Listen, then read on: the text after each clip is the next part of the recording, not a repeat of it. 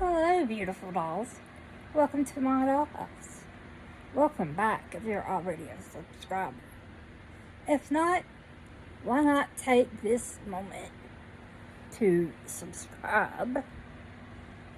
Hit that notification bell to be notified of my future videos and give this video a like. I've been away a long time. I know I said I wasn't going to do that anymore. But then I got sick. And I stayed sick.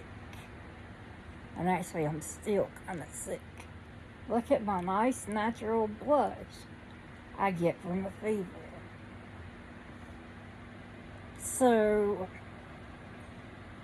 while I've been gone, I have done about 100 TikTok videos.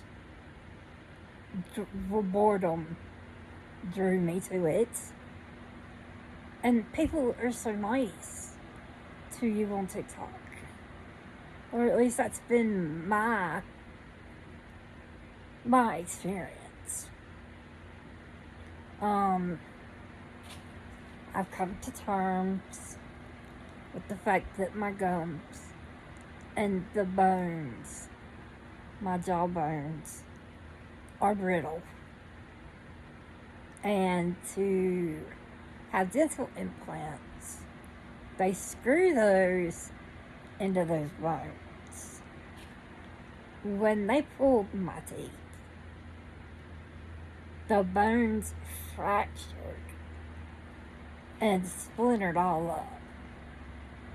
And they thought they were going to have to do a surgery to remove some of the splinters. But I worked them out.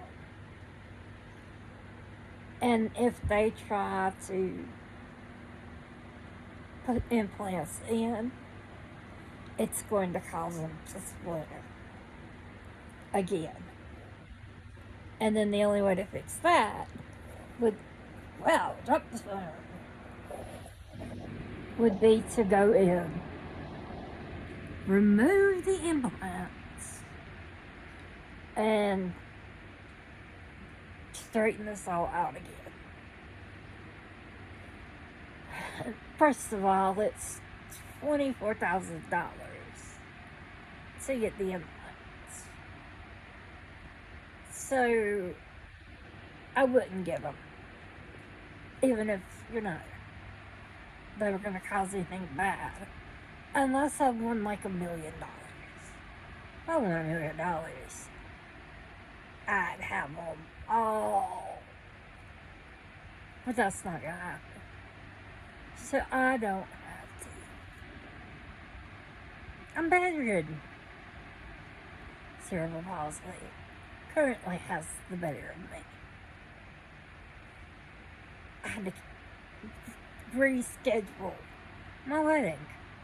We're getting married November 13th, 2020. No, November 13th, 2021. Which means I have like 100 feet of ribbon that have our names and October 18th, 2020 on them. Not to mention hundreds of balloons. Yeah, so target practice, I guess. Next month, which starts Monday, I will be going to a therapist at UNC Chapel Hill who does Botox injections into joints, and it's supposed to free them up. So I've already started to bend my knees some. I'm working on doing it, even though I'm bedridden. I've been working on getting them to bend. And I've been using the railings on the bed to pull my arms to try to get some. Sorry about that. I'm always sleepy. Try to get some arm muscle back. I am working on being better. My uncle died. I couldn't be happier. You have to understand, this man told you I was going to be upfront, honest, and straight with you guys. So just for me to do a little bit of a story time. I was 6 years old. My aunt and uncle were babysitting me and my two brothers.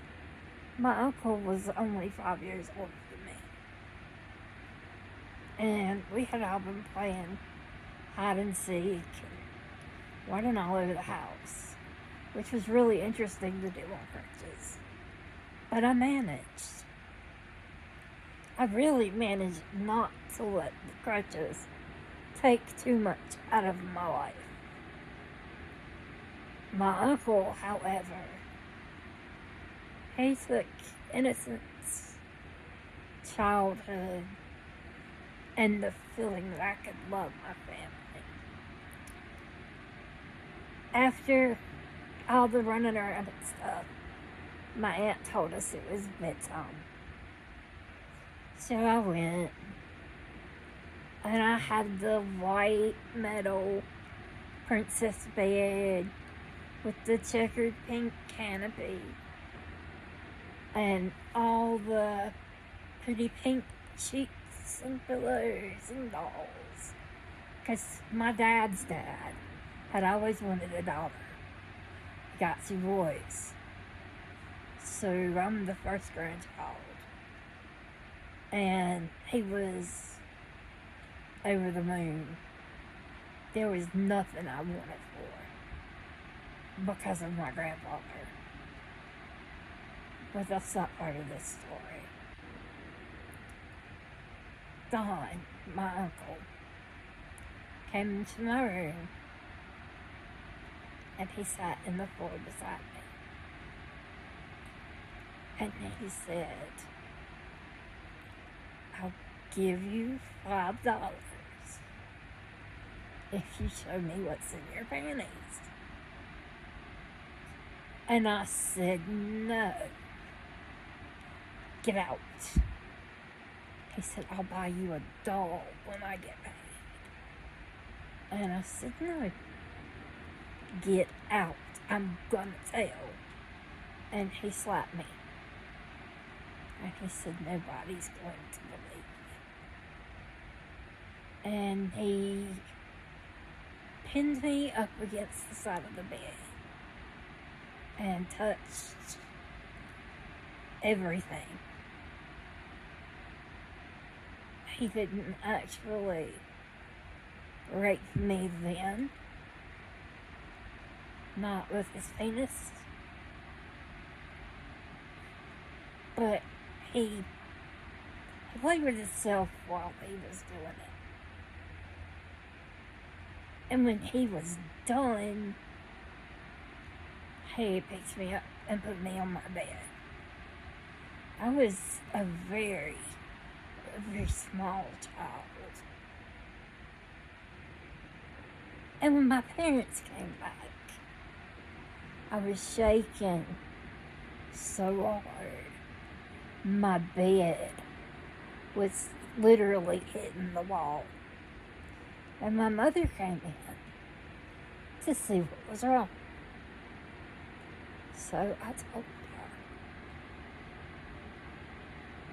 And she told me that if I told my father, he would kill him. And I would never see my father again. At 6 years old, my father hung the moon, walked on water, all the positive analogies. So I didn't say anything to him. And my mother talked to my grandmother, and they talked to Dawn. And my mother came back and said, "You obviously misunderstood. He wasn't wanting to do anything to you. He wanted a coloring book. He didn't want a coloring book. From that night forward, he would grab me and pull me away from everybody else and touch me. And he told me that if I told anybody outside of the family, not only would they not believe me, he'd start messing with my little brother. So I didn't do anything, because I was thinking about telling a teacher. But to keep my brother safe, I put up with it. And then one of my cousins told us all that it happened to her. And she was just called a liar like me. And when I was 16 years old, after years of being fondled, molested, raped by him, I stabbed him in the leg with a letter opener. And I mean, it was bad. They had to call an ambulance because I hit so close to a major vein. But they saved him.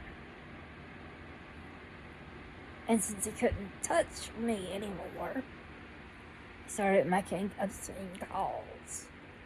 I had my own private phone line at 16 because my dad got tired of me being on the phone all the time.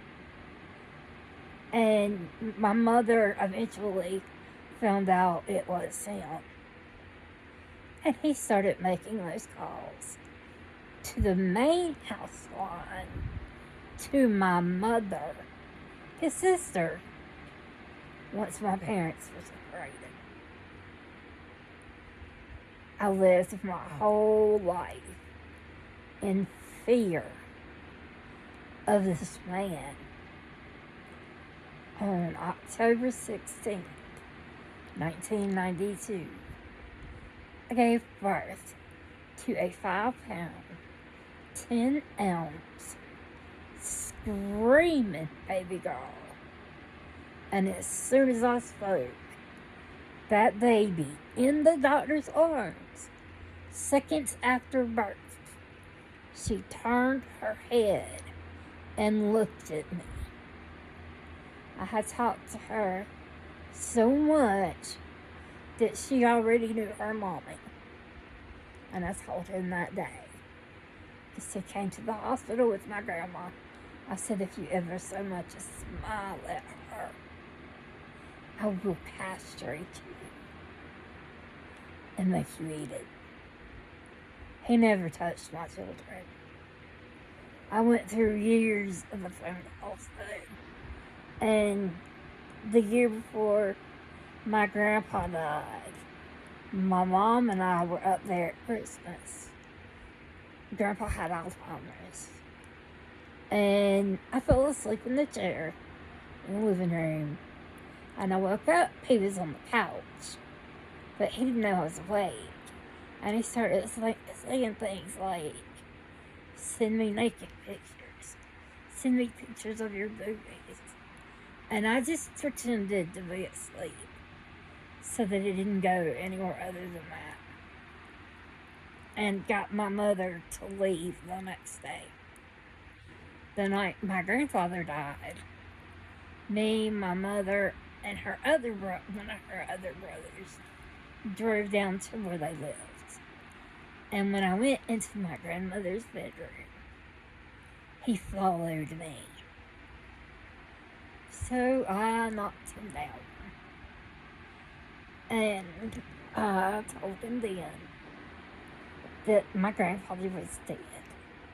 And that was the only reason he hadn't been to jail so far. But if he ever called me, contacted me in any way, or even spoke to me again, I would have him arrested for what he did. Right before the coronavirus started, my mother sent me a message that Don was dead. He had a stroke. I told her that I was very sorry for their feelings of loss, but I've never been happier to know a person was dead. I know this makes me a bad person. I know I should be a big enough person to rise above it, but I just can't. So, beautiful dolls, now you know a little more about your broken doll and the man who broke her. Until I see you again. Bye, beautiful dolls.